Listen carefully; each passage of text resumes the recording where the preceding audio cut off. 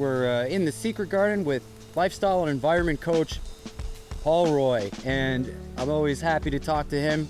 He's full of useful information, stuff you can use every day, stuff that doesn't cost any money, stuff that you can do simply by acknowledging the beautiful healing qualities of the environment we live in, just like we have for tens of thousands of years, right? Yeah, maybe longer. Maybe longer. We don't know. We don't know. So I don't know when you're watching this, but if you're watching this right now, a couple days ago, we had a permaculture farmer give us a talk over at Ixtapa Palace at our Fred Solo Amigos hostel. We were there. We managed to get a little interview with them. What did we learn with Ernesto? I was smiling the whole time I was listening to him because I was like, he's speaking my language. So being someone that takes care of plants, it's very important to be aware of their environment, right? So everything that we should be doing, light, water, air, all the different things, that the soil, the nutrients in the soil, where they're coming from, right? If I were to bring Ernesto, and I brought this up to him, I would say he knows more about taking care of humans than most doctors do, like practically, like practical things to do. And he was even bringing up things in the permaculture. I was like, where's he going with this? I was like, I swear he was going to start talking like me any second. And he was kind of. There's one specific thing that I was really smiling at. He brought up chlorophyll. And he was saying, okay, the nitrogens are attached to the chlorophyll. There's a magnesium ion in the middle. And then he shocked me because he said it's the same as iron being in your red blood cell hemoglobin. And I was like, why did he bring that up? But I know why it's important to me, because I know that humans can perform photosynthesis as well. And so that chlorophyll is absorbing light energy from the sun. But the heme iron in our hemoglobin can also act as like a dish that turns towards the light, just like the leaf of a flower, just like the chlorophyll inside a plant. I swear I thought he was going to go there, but I was smiling the whole time. And if doctors knew this and they could apply this, this practical knowledge, They wanted to, right? I mean, it's not something that they're taught, right? You know what I mean? It's not something, this stuff is in the literature. Mm-hmm. Like, I'm not pulling this out of my butt. Like, this is like real stuff. You can go read the literature on this. It's just that they're not taught this, right? It's in no textbooks usually that they're... It's not the majority of them are. Yeah, they'd have to go above and beyond and do their own research to find out that this stuff exists, which really is what they should be doing. Yeah, I mean, I'm what you could say a science enthusiast. I'm an armchair anthropologist. I did study quite a lot of those exact subjects in university, but I didn't stay in there for $20 million and get the degree. But I've done the courses, I've done the reading, and the thing is like, well, did you learn any of this in school? It's like, well, no, I learned it after school because I'm actually interested in it. Right. It's something that I'm interested in as just a curious human being. Yeah. You don't have to go to school to learn things, and learning doesn't stop when you finish school. When people base all of their judgment on someone about a tiny proportion of what they did in a tiny proportion of their life, it just doesn't make sense. Yeah. There's so much knowledge out there that when you get to that part of the Dunning-Kruger curve, right? You're at that place where it's like, hey, I'm starting to get smart. But then you're like, hold on. I just found out how much I don't know at this point, and I needed to be able to be this smart or this informed to be able to recognize how much I don't know. It's pretty incredible. Right. The fact that plants are actually in a lot of ways analogous, like they're using CO2 rather than oxygen, they're using chlorophyll rather than hemoglobin, but in a way they're analogous to us. Yeah, we actually kind of reverse photosynthesis in a way, like you just mentioned, right? Yeah. Plants are taking in light, right, and water, right, and then they're making oxygen and sugar. Yes. And we're also taking in light, but we're making water and CO2.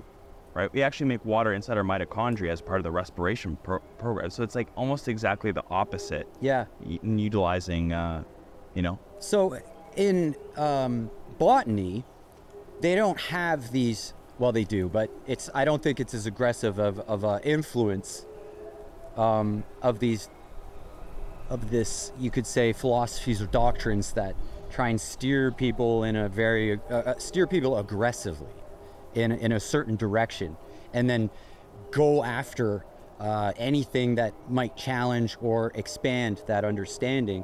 Botany doesn't have that. So when Ernesto goes on, he starts talking about electrons and the same things that you are.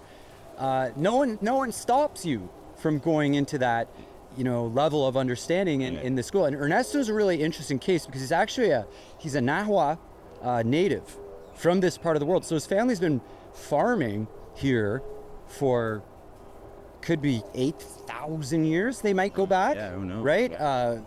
It goes way. They've been farming this land for that long, and then Ernesto has now gone to the Western education system as well. So now you're kind of buttressing this 8,000 years of growing experience, which cannot be replaced by reading books. It has to be something that you learn practically and something that you've been doing. And obviously, a family that's been doing it for 8,000 years is going to have maxed out on that stat. Yeah.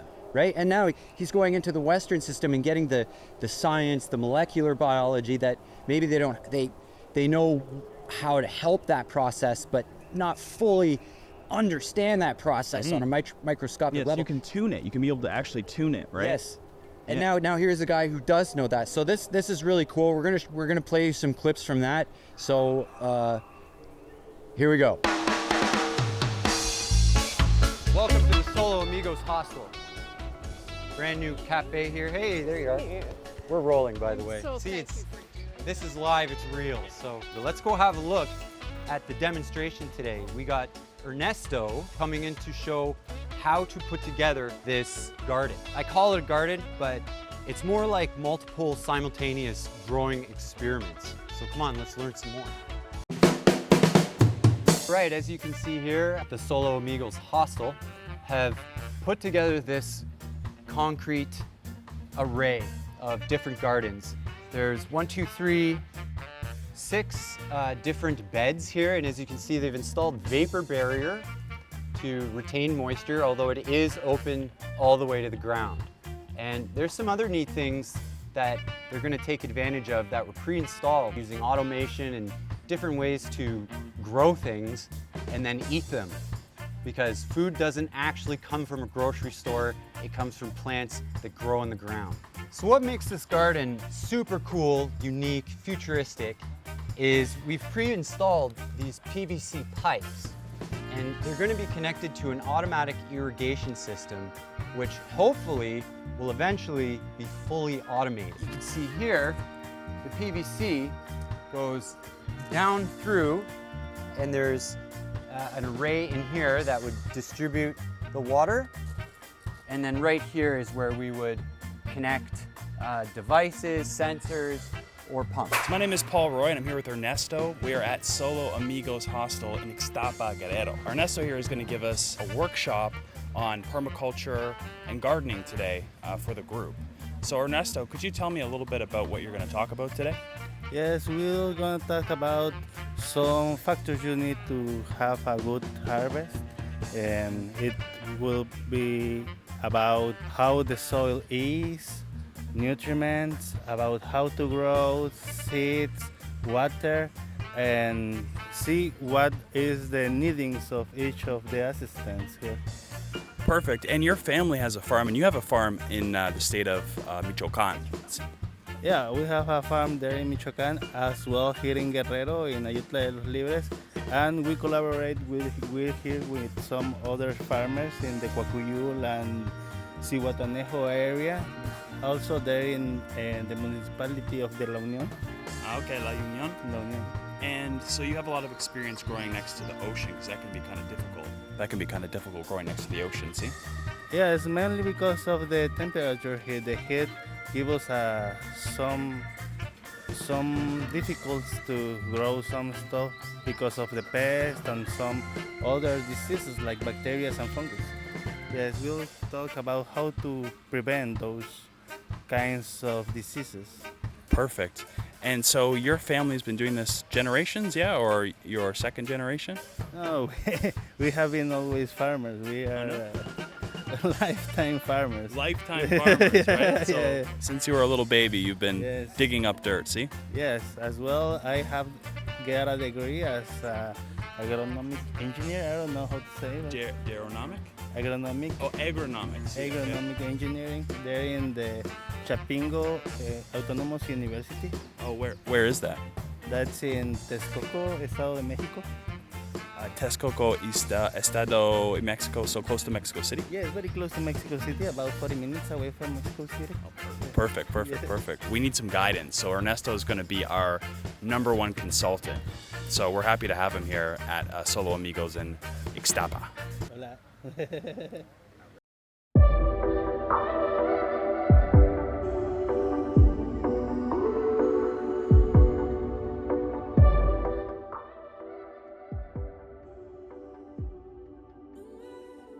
All right, so we had a wonderful workshop.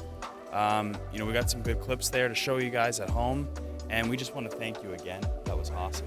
Thank you. And I noticed a lot of things. I'm into health and wellness myself, and I have to say that someone that does the job that you do, you understand more about health, even in humans, more than a doctor does, because you understand the environment, right? You take care of the environment and the plants. Doctors don't take care of our environment anymore, right? They don't understand the light that we get. They don't understand the good water that we're supposed to drink.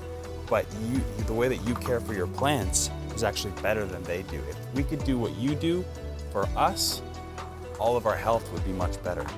And you said something really important. I don't know if you recognize it when you're talking about the plants and the magnesium inside the plants, and we have the iron inside our blood. Mm-hmm. It's the same thing. Yeah, we harvest light from the sun in the same way, right? And that's, so I just want you to know, you know more about health for humans than you probably know, right? Thank you. Yeah. But thank you so much. Is there anything you'd like to say in closing? Yeah, not much, but I really enjoyed to be here with you and to share some of the little I know. Yeah. Oh, you know a lot, my friend. Yeah, don't sell yourself short. Yeah. Well, we hope to have you back again. Thank you. Thank you very much. I hope so.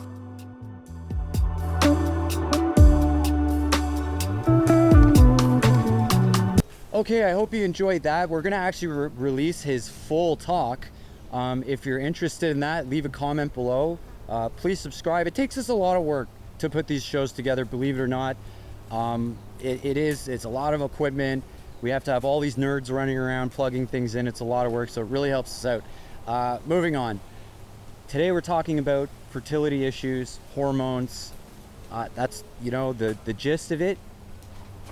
And particularly how light is affecting these things at a fundamental level. That's really what the missing piece of the puzzle is when it comes to this. So I think everybody's aware that we do have a massive fertility issue, and men specifically, and I'm fully aware of it, we have low testosterone, younger and younger ages. What is going on with that? Yeah. So you have the grandpas, back in the day when you seen those pictures, did people look, like 17-year-old men in 1940s, 1930s. Jesus, look at Tim Horton. Tim Horton from Tim Horton's Donuts and Coffee? There's a picture of him when he's 16 years old. Look at the size of this man. He looks like a 35-year-old, wrestler. And he's 16. So there's definitely something going on. Something's changed. What do you think that is? Our entire environment has changed over the last few hundred years. And we're going to get into specifically light is what I'm going to talk about today. But in my practice, I've distilled the environmental factors into 5 categories in order of importance, in order of operations, if you will. So light, air, water, sound, and movement. And then they all sit on top of the emotional and spiritual as a foundation. Today, we're going to look at the first input, which is light, and how it directly affects hormones. And our light environment has changed drastically in the last couple hundred years. Not only the artificial light that we've introduced, but also electromagnetic fields, which are light. It is a form of light that's outside of the visual spectrum. Correct, right? And we even have non-visual pathways, as we'll see, in our body for detecting these lights. So basically, what it comes down to is everybody is concerned with, I hear this all the time. Okay, we're eating the cleanest we can do. We've eliminated all of the chemicals, endocrine disruptors. We're exercising, we're doing it all, and we still can't crack the code of this. Why, it's either we have low testosterone on the men's side, and then we have sex steroid hormones on the women's side, fertility issues, ovulation issues, right? People are actually, fertility clinics, they're printing money right now. like in the United States. Yep. Right. So it's like, if you want a good career to go into until Fertility clinic. Yeah, it's fertility clinic. Because this is people are trying to like reproduce. Basically. They're trying to conceive. They're trying to conceive. Right. So they can't do it. Right. There's, we're using new technologies. You got sleepy sperm, or what's the issue there? Yeah, on the men's side, we have low sperm counts, low testosterone, and it doesn't have to be that way, really, as we're going to see.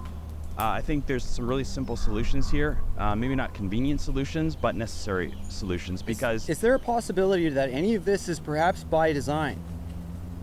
Of course, there's always that scenario, and honestly, when we take apart like what the average person that has like a job in an office, you couldn't make a worse scenario to offset the hormones, as we'll see. It's like, it is kind of almost by design if you look at it a certain way. Oh my goodness. So there's two pathways we're going to look at today. One is through the skin and one is through the eye, which is the obvious way that the light hits us. So we'll start off with the skin. So light hits our skin, and right underneath the surface of our skin we have adipose tissue, or fat, that's there. And inside that fat we have a hormone called leptin. Leptin it's like the energy calculator of the body for stored energy. So think of like fat can be considered stored energy, right? And just like everything else, it comes down to an energy system in the body, whether a certain system is malfunctioning. So with fertility, if the body senses that there's not enough energy available, it's going to downregulate fertility, especially in women. If the body feels like it can't bring a healthy baby to term, it's going to stop that, right? The process, sabotage the process some way. Yeah, I wouldn't say sabotage so much as it's sending you a signal that something in your environment is off. We need you to fix that. Yeah. We need you to take your hand out of the fire, and the body's intelligent. It's gonna do the things that it needs to do. And I really want people to think about that from now on when they're labeled with something, right? Syndrome or disease or whatever it is. Don't think of it like that. Don't think of it as like the body's sending you a signal. What is it saying to me, and how can I address that, right? And it all comes down to the environment. So specifically here with the leptin hormone that's found in our fat cells, it's sensing from the environment, do I have enough energy? Do I have enough energy stored? Is there enough energy outside my environment? How does it do that? There's actually a light receptor in the fat that's telling it, is it daytime? Is it nighttime? Is it summer? Is it winter? Right? And those are cues that can say, all right, we might be going into a famine soon. It might be wintertime. We might be going to a drought soon. We're going to downregulate, so we're going to upregulate certain things. So when that light sensor in your fat is getting altered signals from the environment, like our artificial light. The false positives, your electromagnetic fields, your excessive blue light at nighttime, right, at unnatural times and unnatural places. Yeah, it's going to send a mixed signal, and then you will get a wrong signal to the brain. That's really where it's going. It's going to a part of your brain called the hypothalamus. You have to think of this as like the control center for all of your hormones, sending signals to the pituitary gland, in women to the ovaries, and even the thyroid as well. Right. So in my case, I should probably tell a little bit about myself. I had a testosterone issue about 8 years ago. This was at the root of, I had like a huge health crisis, and all of my hormones were thrown off, but it really started there in the pituitary gland.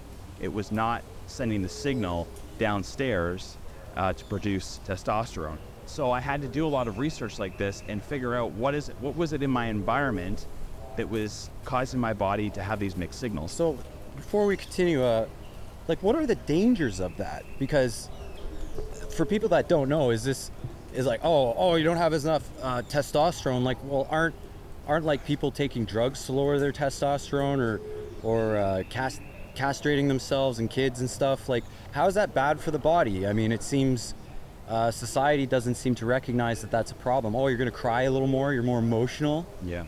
But actually, there's serious risk. There's serious problems here. I mean, there's physiological and mental, spiritual, emotional things like that. I mean, I experienced it, right? I mean, to lose your ability to feel what it feels to be a man, right? To lose your, the obvious thing is your sex drive. Yeah. But, your confidence, your, just everything that comes along with that. And, massive depression, like that's, we really feel good because we have those hormones there. They're supposed to be in a certain balance. And then, of course, there's the obvious things like energy, not feeling lethargic, feeling like you wake up every day with energy and motivation. and then also strength, right? You know, just the ability to get out. Like I was in bed, like I couldn't get out of bed. It was very hard for me to make a living at one point. It was just very depressing. And so you're like, a lack of testosterone causes complete dysfunction. It takes away your ability to function. If you're a man, yes, if you lose your testosterone. Like, this is a serious thing. Yeah. I mean, you could tie this into like why the suicide rates in men. Oh, I mean, absolutely. This has to be related. Absolutely. Yeah, the hormones and neurotransmitters, they're all off in young men these days for, you know, a lot of it is to do with technology, as we're going to see. And we may do another podcast really just specifically to focus in on you know, the mental health of young people and how it's being affected by technology. But absolutely, like testosterone for men, it's huge in every way, and I can speak to that you know, having it and then losing it and then getting it back again. I am really grateful for going through that experience to really be grateful for what it is, you know, to know what it is not to have it and to have it again, right? So yeah, that's a little bit about my story. So I had to fix those environmental things. So I had to make sure the light that I was getting on my skin was proper, right? And well, how did you even figure out what the problem was? well, I mean, most people are like, oh, I'm depressed. I need to go see a psychologist. I need Xanax. Like, yeah, how did you know that it was okay, what the issue was? So I was already involved in alternative health. Like, okay. I was humbled because I learned that it wasn't just eating clean and exercising and doing some of the, you know, things that, you know, most people would tell you to do. That's part of it. It's very important, but it wasn't everything. So when I crashed and I hit a wall, I had to say, well, there must be more. And I really was humbled, and I had to look outside of my box, right? And I found a lot, like literature. I found people that were teaching this stuff, experts in the field, non-experts in the field. I really did trial and error. Like, I would read stuff, I would put it into practice, what worked, what didn't work, and a lot of stuff started to rhyme, and a lot of it led me back really to nature, right? So I used the ancient wisdom of nature, but also combined it with the modern literature, right? And how our environment is shaping us. So almost, you know what, it kind of sounds like Ernesto a little bit, right? Because Yes. he has 8,000 years or whatever of his family's wisdom. Practical experience and wisdom. Yeah, and he's upgraded it with modern science to be able to tweak it and tune it, right? So I'm kind of seeing a little bit of a similarity there. Yeah. So it was a journey, right? But now I'm able to take this information and make it a little bit more digestible and put it into protocols for people to follow. So back to leptin. I don't want to get too off into the weeds. Right. Leptin can be affected by light, as we just saw, but it also competes for insulin in the brain. So this is where I kind of blow people's minds, because when you pick up your tablet or your phone or you're looking at a computer screen, it has been shown that will spike your insulin. Without even eating a cheesecake, without even eating a chocolate bar or anything, just looking at certain frequencies of light can spike your insulin. So if you're spiking your insulin with this light, right, these light signals, that's competing for leptin as well. So you can also you've probably heard of insulin resistance. Yes. Right? Well, you can also be leptin resistant, and this is how that can happen, is you're getting these frequencies of light that are, you know, not supposed to be there. You could be eating late at night, like all hours of the night, for instance. And then you could also be looking at your computer screen late at night when the sun's not up. That is also competing against leptin. And then same thing with electromagnetic fields. When you put a cell phone up to the side of your head, you can spike insulin. Yeah, so that's the worst way to use a phone. Please stop doing it. It is not the same thing as, you know, if you were alive in the 90s and you had those normal phones with the buttons on them and the cord going up to it and you're talking on it. It's not the same thing as having a cell phone on your head. This thing is a very powerful it's bringing out radiation. Yeah, it's bringing out a very powerful radio signal at a very high frequency. That's you know, they have these fractal based antennas inside that massively increase the amount of energy. That's how the cell phones work. I mean, look at the size of them in the 90s, right? They're giant suitcases. They managed to squish that technology down into a device this big. I mean, feel how warm it is. You think all that warmth is just because of the electricity? No. There is a lot of frequency coming. So what can people do instead of holding it up to their heads? Speakerphone would be just the number one thing that I advise. You know, keeping it away from your body while it's on. You know, What about Bluetooth headsets? no bueno. No so bueno. So the Bluetooth headsets, and this I want to do a show on, like for young people, Yeah. specifically, Okay. because your skull is not fully formed until Well, they got Bluetooth headphones for their Bluetooth headphones. yeah. You know, the watch, the thing, Yes, the thing, you know? So like if you're wearing a watch, right? Where's the watch? That's right next to your, I think it's the carotid artery. Yeah. That carries light. Like Carotid. carotid artery? Yeah. I don't know.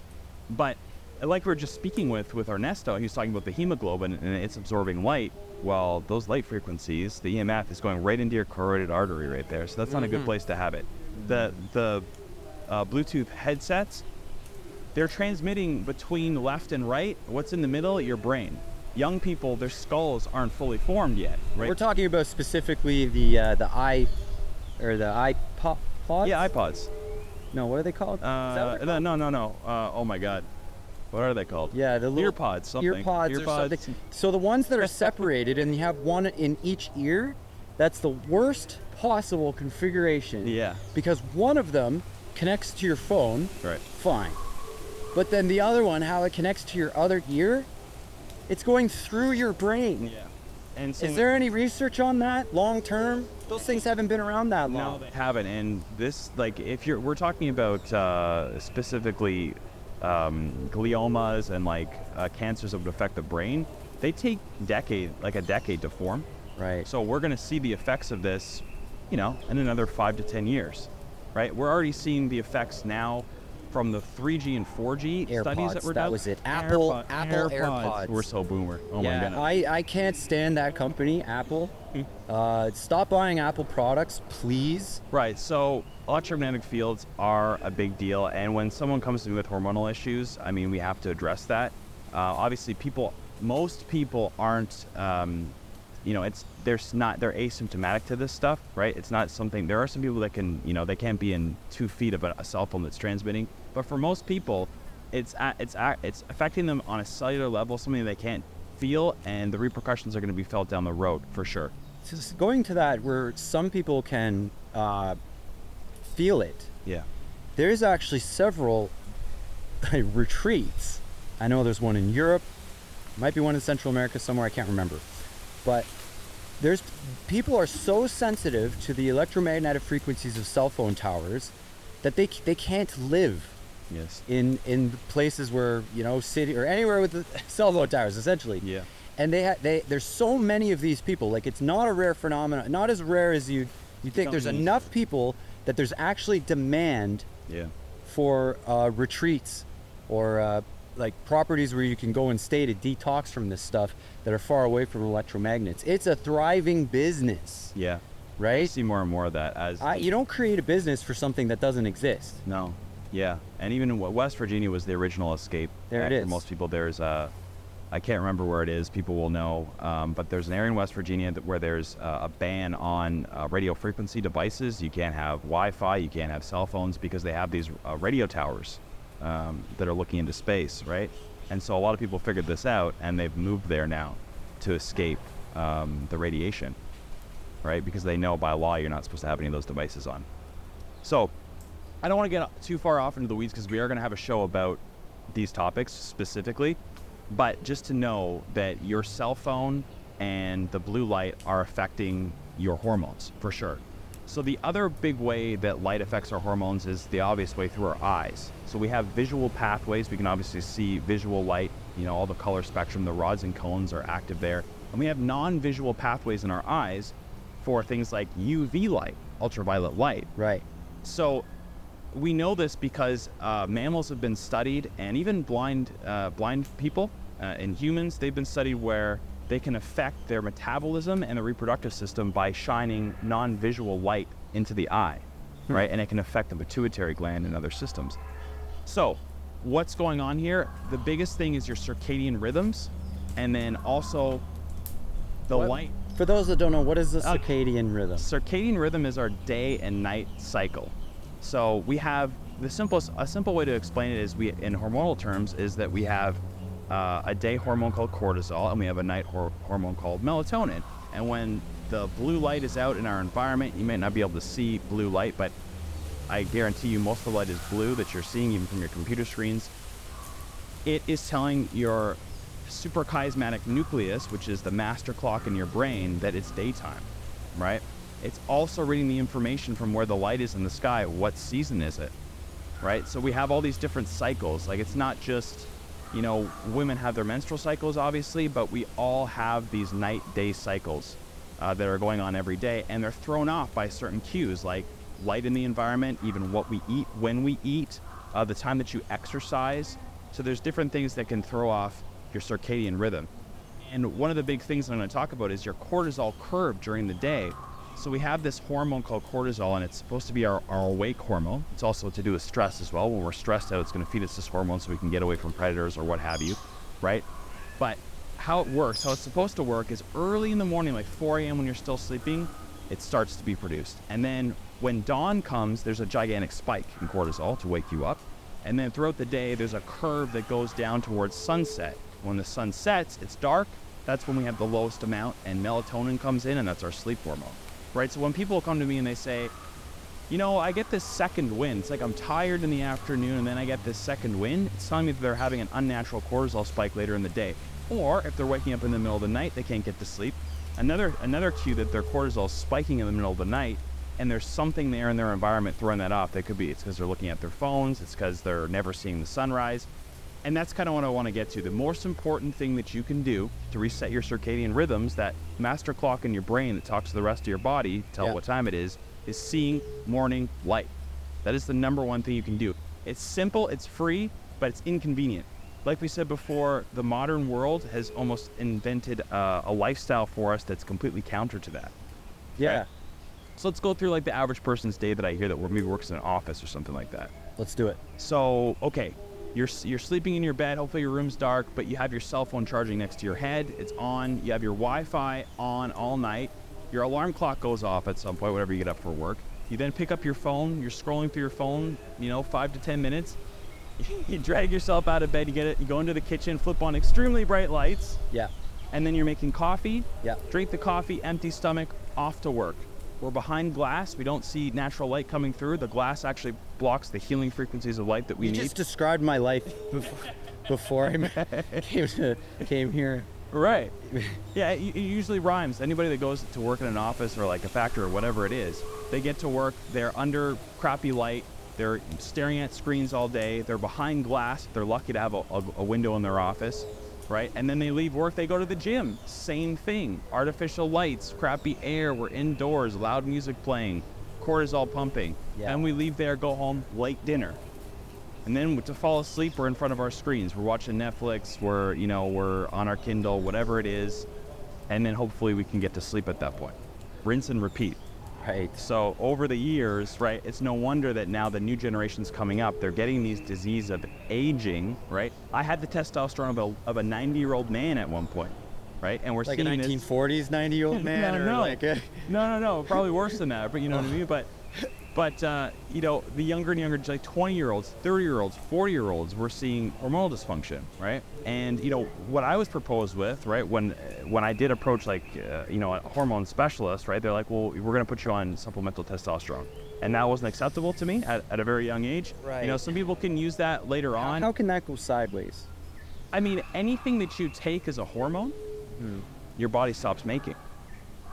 Right? So you interfered. It's not just, science looks at things as like a contained system where other things aren't connected to it. A closed system is what I'm trying to say, right? So it's like, oh, we're just going to replace the testosterone. But what about everything else that's connected to that, right? It's a holistic system. Right. So I want everything to be working as I can. And, it may have been the case that I couldn't do the things that I did to come back to optimal. That may have been my only opportunity, but I wasn't going to do that until I exhausted everything else. And thankfully, that wasn't the case, and that's not the reality, right? There's many things that you can do. And this was, again, experts giving a less than optimal solution first. Right. They only know what they've been taught, right? The literature is there. They just don't know about it, really. And, it sometimes goes against just the idea in itself that science that separates us from nature, that we're something different, right? Someone like Ernesto, he knows that everything is connected. He's not just looking at the petunia as a petunia, yeah, right? It's in the ecosystem with everything else, and we're part of that same ecosystem. So if we could just connect the knowledge that he's learned and apply it to us, we'd be far better off with all of our practitioners out there. Absolutely, and that's, it's that's a big reason why we're doing this right now, is because, we're not here to just spout conspiracy theories or denigrate traditional Western medicine or this or that. We genuinely want to improve things. Yeah. We want to bring these different doctrines and schools together. There's no reason for the animosity on either side, because it exists on either side. Yeah. And there's a lot of ego and a lot of, it's like you're losing sight of the whole point of this. The whole point of this is to elevate ourselves and operate with better information. They signed the Hippocratic Oath. That's it. Right? And, I didn't sign that because I'm not a doctor, but our intentions are still the same at the end of the day. We still want to get to the same place. So, that's right. Yeah, I think there's a lot that we can do. Do no harm. Right. I think a lot of medical professionals need to have that beaten into their At least reminded of it. Maybe it needs to be harshly front and center. Harshly. I mean, with the things going on, back up where I'm from in Canada. I think you're Canadian too, right? Yeah. There's some really questionable things going on, and that's the downside of public health care. It's like, yay, we get free health care. It's like, yeah, you get free health care that they tell you need. You don't get to choose your health care. You don't get to choose when you get an operation. And even worse, if you want to pay, let's say you don't find the public health care up to standard, which it's not, and you want to pay a doctor because you can afford it and you want better, superior care from a professional, you can't even do that. You don't have the freedom. You have to leave the country to do that. And thousands of Canadians that can afford to, that's what they're doing. And I find that unacceptable as a tax-paying person. I paid a ton of money into the Canadian tax system. I expect I expect accountability. I expect that. And if there's no accountability, then get rid of it.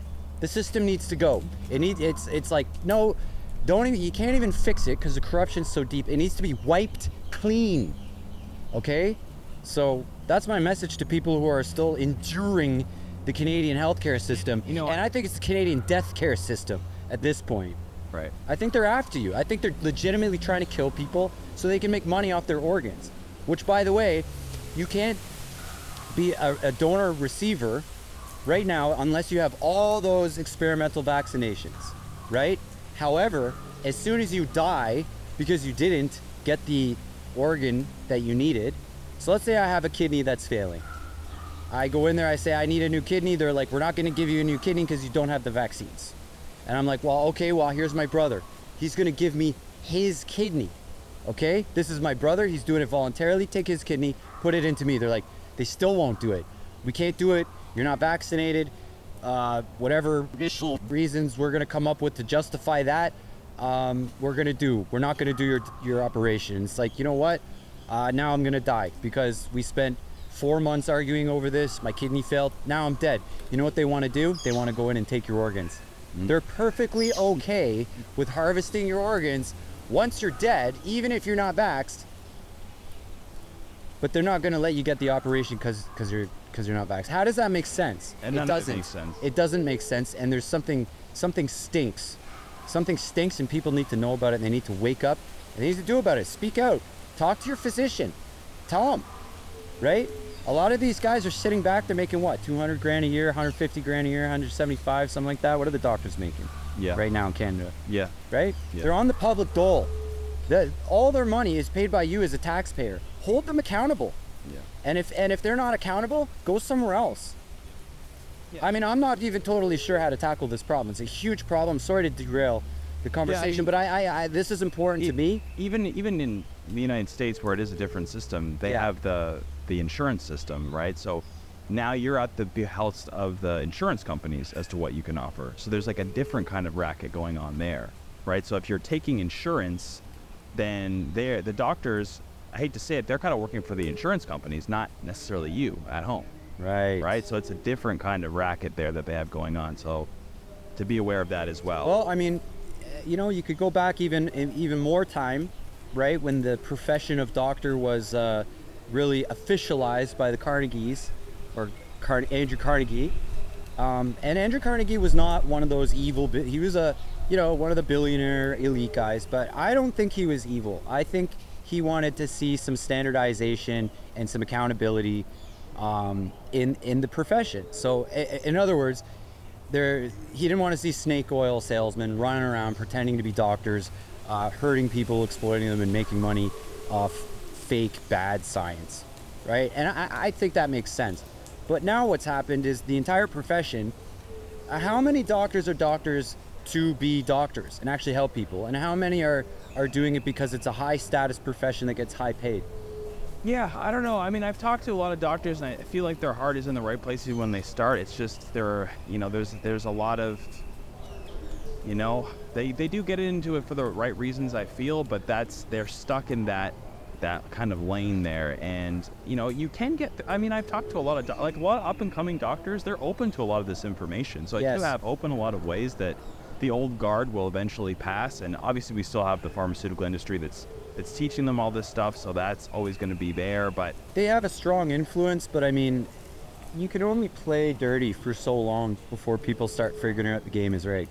yeah, You know what I mean? Well, I think we're at that point. yeah, a lot of people, one of the benefits of the black swan event of the last few years is that a lot of people have woken up to the medical mafia. That's in it. a way, right? So Yep. this is great. Like 5-6 years ago, all the stuff that I was talking about back then, it is now a lot more plausible to the average person because they have a lot more distrust now than they did. And when all this stuff popped off, I was like, are you guys kidding me? I was like, I see right through this. Like there wasn't even a moment of hesitation for me that this was a scam, because it was out of their playbook. It was just the volume of fear was turned up so much that it blinded people. But it was just, I could see it was just the game plan, as usual. Yeah. So, but I don't want to derail this too much off the topic, right? No, this is good stuff. I think it needs to be talked about, It man. does need to be talked about for sure. Yeah. I like we gotta put a good rant in there to, to even things out a little bit with the hardcore science. But let's get back on track. So I was speaking about light and circadian rhythms, and morning light is the most important thing you can do. There's specific other frequencies. Let's talk about what happens in the morning. So when the sun is rising, there's a specific 3 frequencies of light that are very important. We have blue light, we have red light, and we have infrared light. And at dawn, it's going from dark to light. It's moving up. It's crescendoing in that way. And this is the signal for your body to produce all its neurotransmitters, hormones, cortisol, sex steroid hormones, in the most optimal levels. So particularly one called pregnenolone. This is your master hormone, which everything is made from. So cortisol and your sex steroid hormones. So if you're not seeing that morning light, you're not getting the proper signal, produce it in the best quantities that you can. Now, as the day goes along, you have different signals. So when testosterone is signaled to be made at that time, for instance, we have an on switch, which I just talked about. There's also an off switch, or a negative feedback loop, that happens a few hours later when UV light comes in, the next frequency of light, UVA light. And if we miss that specific frequency, sometimes in men, we can continuously produce too much testosterone and burn our systems out. Because, like I said, the blue light is the on signal, part of the on signal. Well, we're getting blue light all day underneath fluorescent light. Could that be the cause of what I call angry man syndrome? No, maybe. You have the blue collar guys are especially notorious for this. I've worked a lot of blue collar jobs. I was an electrician for a while. Yeah. There's a lot of angry men, Yeah. right? They're just angry. Yeah, could be. And that's a symptom Yeah. of excessive testosterone, I Right. believe. Right. And so if that system is pushed too much excessively, you can burn out your receptors. And same with cortisol, the stress hormone itself, right? If we're too stressed out, the light that we're under, the EMFs, the daily stress at work, everything that you would have in normal life, it's sending cortisol through the roof in our modern world. And too much cortisol, it can steal away from your sex steroid hormones, what some practitioners would call a pregnenolone steal syndrome, because that master hormone pregnenolone makes both cortisol and your sex steroid hormones. So if you're pushing cortisol too much, it's stealing from the amount of sex steroid hormones you can make. Right. So this could be another thing that I see also. Okay. So what can we do to mitigate that? So again, we have to go back to the environment, right? What's your emotional, spiritual life like? Like, what's the stress? Do you have any ways to get the stress out besides, I don't know, any unhealthy ways? But we need to manage that at the best that we can. Be aware of it at least. We need to look at our light, which we talked about in this podcast. So what type of light am I getting in the morning? What type of light am I getting before bed? And throughout the day, there's different things that we can do to just kind of modify our schedules. Like making sure we see natural light is the first thing when we get up, and not our cell phone, right? Not fake light. Yeah, not fake light. So okay, let's do a reenactment. Okay, I wake up. Phone goes boom, boom, boom. I know I got messages. I know I got emails. I know I got videos to watch. I know there's news. There's all kinds of. Don't run over there and have that be the first light that blasts into your brain. Yes. Go look at the sun for how long? Like what? Step outside. I mean, anything is great. If you're lucky enough to be able to get up and have a space to see the sun right on the horizon, technically you can train your eyes to look pretty much directly at the sun for about 40 minutes. Now, for most people wear sunglasses. So that right off the bat, they come outside and they're like, oh my God, I'm blasted. I can't look anywhere near the sun. That's going to go away after you start exposing your eyes and stop wearing your sunglasses for a period of time. And you'll be able to look close to the sun, just off a little bit, a few degrees off. And even a few minutes can have massive effects on that master clock in your body. Right. Now, it's important that we establish that this is a low horizon. A low horizon. Yeah, as if you have this, it's just physically shining through more distance. Yes. So you can find this out. There's an app that I give to my clients where they can see where the sun rises on a map. They can see what time it rises, what the degree is, and how long they can actually safely look at the sun. Depending on where you are on the earth and what time of season it is, it's going to be different, obviously. Right. But if you could, get somewhere close to where the sun is rising, it doesn't have to be right on the horizon. There's a good 40 minutes to an hour at some points of the year. So even if it's blocked by a building at the lowest level or a mountain or something like that, you're still able to look at it for a few minutes once it comes up to that level. And your body's going to let you know if it's too much. And over time, you will acclimatize to that as well. So when it's not safe to look at it is when UV light is present. So as an example, right now, just where we are, we're in Ixtapa, Guerrero, Mexico, and it is summertime right now. The sun is rising about, I believe, 20 after 6. I can't see it right on the horizon where I live. I get it about 20 minutes later, 15 to 20 minutes later. So I'm able to walk out the front of my apartment and literally stand in the street as it's coming up above the buildings about 20 minutes after it rises. And I stare at it for a few minutes, right? I go back in, grab some water, and I go to the beach and continue on with my morning routine that I have. I'm lucky enough to be able to do that, but if you don't have you have a crazy schedule, just getting a few minutes with these different times of the day. So when the sun is rising is important, and then later on when the UV light comes in. UVA for here, for instance, it comes in at about 9 o'clock. So I go back outside, I get a few minutes of sun, and I have my windows open in my apartment, so the light is coming through without glass hitting it. So that I actually have a screen or I have no screen at all, and the light is actually coming in and bouncing off of everything. That's so right. I'm getting the different cues of light all day. Yeah. Right? So if you have the opportunity to do that. We call that in cinematography diffused. Right. Diffused light. Yes. So the photons have bounced around and they're scattered. And as someone that's into photography, right, like yourself and a videographer, you really appreciate the different light that you get, qualities of light. Diffused light rather than direct light is completely different in its characteristics. And the difference is I'll explain it in a nutshell. If you're in direct light, or hard light, we call it, and you'll have a shadow that has a very delineated outline, like the edge is going to be sharp. Whereas in diffused light, the edge of your shadow will be blurry, and completely diffused light, you won't have a shadow at all. And so that's like an example of completely diffused light is like the hallway in a high school or a hospital or an office building or something like that. Right. You don't have a shadow. You don't see any shadows anywhere. That's highly diffused light. Right. And specifically for taking, soft light. Good shots, you want morning light and when the sun is setting. Yeah, I mean, it depends what you're going after, but those are for instance, in a portrait, you want like a beauty portrait, you want soft light. You don't want to see the nooks and crannies and cracks and imperfections in people's skin. But so if you use soft light, you're going to have a more uniform skin appearance, right? Now, if you're making a mysterious film noir with the detective, that you're going to use a lot of hard light, a lot of direct light to give that dramatic, look and feel to things, and have those hard shadows, right? Where you have the shadow of the person you see first coming in the hallway, that classic shot.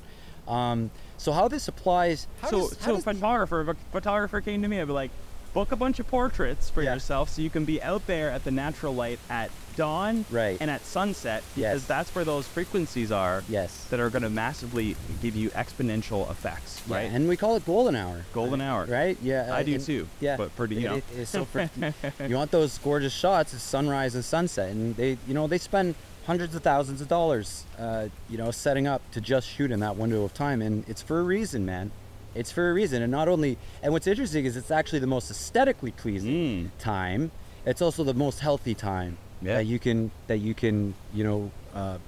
regulate your hormonal function. There it is. Right?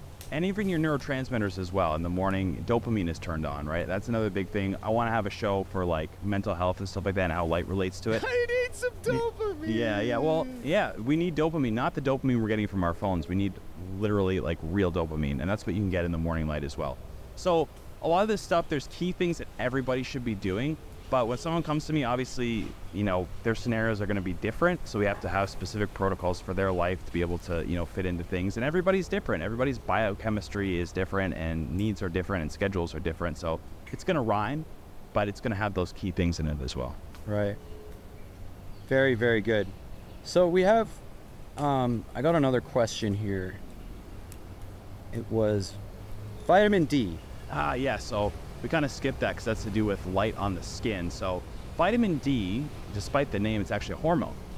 What? And it's a hormone. Yeah. And here's a telltale sign that's a hormone. It's made from fat, specifically cholesterol. So like we were talking about all the hormones before, like pregnenolone, it's made from cholesterol.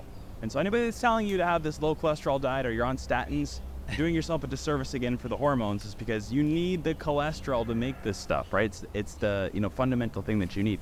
So for vitamin D, specific frequencies of light, UVB light, which you would get midday in the summer, right? Or if you're lucky enough to live here, it's throughout the year you can get that. It hits your skin and it sulfates the cholesterol, hopefully, that's there, and it makes this vitamin D, or the hormone of vitamin D, as I would refer to it.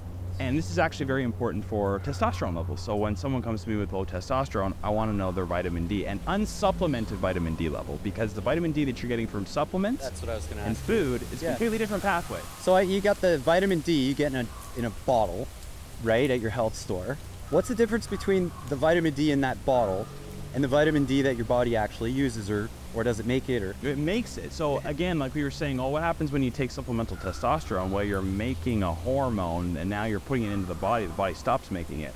So whenever you're taking it and you're supposed to make it, you have severe consequences to that. Now obviously we would get that naturally in our diet, like there's certain foods that are high in it, like certain cheeses, seafood, right? But it's still supplemental, and it's not supposed to be your main source of it. Now, I'm from Canada, obviously, and we don't have vitamin D year-round. For someone that is sunlight availability is what you're referring. The sun in the wintertime in Canada, I think it's everywhere above the 35th parallel even. So it's into the United States as well. There's certain months out of the year where the sun is so low in the sky that the UVB light does not penetrate through. You actually only have very low levels of UVA where you get a tan from. So during those months, I want my clients to actually use lights to get it somewhat. And obviously they're going to get it through their food as well, and they may have supplements, but really to be making it from the light, because we just don't get enough during the summertime. Like we would be living outdoor lifestyles as non-modern humans, and we'd get enough to get us through, but unfortunately with our modern lives we don't. So we're going to get into that some more on the next episode, and we're also going to talk about the connection of mitochondria and testosterone, and we're going to talk about some more things with Paul. We're going to have him back soon. If you've been watching this long and sticking with us, thank you so much. We really appreciate it. Make sure you hit that subscribe button, like this video, share it with some people. Maybe it'll open their eyes, maybe it'll annoy them, And either way. I'd like to invite people to reach out to me if you're interested in this and are interested in working with me. I'm going to leave my email and a link to my landing page for people that want to reach out and contact me. I am available for consults anywhere. Obviously, we're here in sunny Ixtapa. We'd love to have you here. We can leverage technology, and Paul can talk to you and coach you anywhere in the world. Right. And a lot of his clients, that's how it works. So we're going to put his contact information and details down in the links below in the description, or at least I'll tell the guy to do it. Yeah, who's that guy? Who's that guy? Thanks again for joining us, everybody. We're going to see you soon. If you want to ask Paul some questions, if you want him to address, something you have going on in your own life, or there's something you want to improve on, don't be shy. Get in there, write a comment, ask a question. We love it. We love the interaction. We love getting feedback from you guys. And this is the whole reason that we're doing it, is to improve ourselves and improve everyone around us. So thanks again for watching. Paul, thank you for coming in. Thanks for We'll having get you back to the garden ASAP, buddy. Okay? All right. So, because we got more content even for this subject matter. There's so much to learn out there. Thanks a lot again. We'll see you next time. We are facing a crisis. There is an epidemic sweeping humanity, but it's not what you think. Or maybe you do. The pharmaceutical industry, through the medical profession, has changed what was once a healthcare system into now a disease system. People have lost trust in traditional institutions. They're failing to find the answers they need, or even feeling deceived. The system is broken.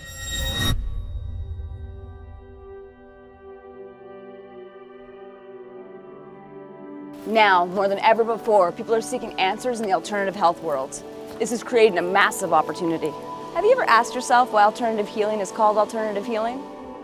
When it's literally been around for thousands of years! We think you do, but let's get to the point. Mixed modality healers are needed now more than ever before. Not only needed, they're in demand, and that's why we're calling on you. Hello, I'm Beaudre Fraser, the lead practitioner here at iHealCollective, and I'm super excited today to talk to you about our new mixed modality course that we've crafted just for you. It's a purge. We have combined powerful modalities such as advanced reflexology, deep tissue bodywork, cupping, lymphatic drainage, sound and vibrational healing, and more for you to power up your practice. Join us in paradise! Our healing center in tropical West Coast Mexico is where you'll learn why mixed modality treatments are not just the past, but the future of healthcare. Are you ready to be a part of that? We think you are. Side effects? How about feeling great? We know what they're trying to make you believe. But the truth is, we can learn to heal ourselves. But we just forgot how. So let's remember together. Because the healer in me is the healer in you. Absolutely loved the body work today. Beaudre worked on me yesterday. I was waiting for quite a while. I just experienced, this sounds weird to say because it feels like cliche, but just a really transformative release. This is what I really wanted, and I found the right person, and I'm just so blown away right now. I got on the table for myself, and what I experienced was hard to put into words.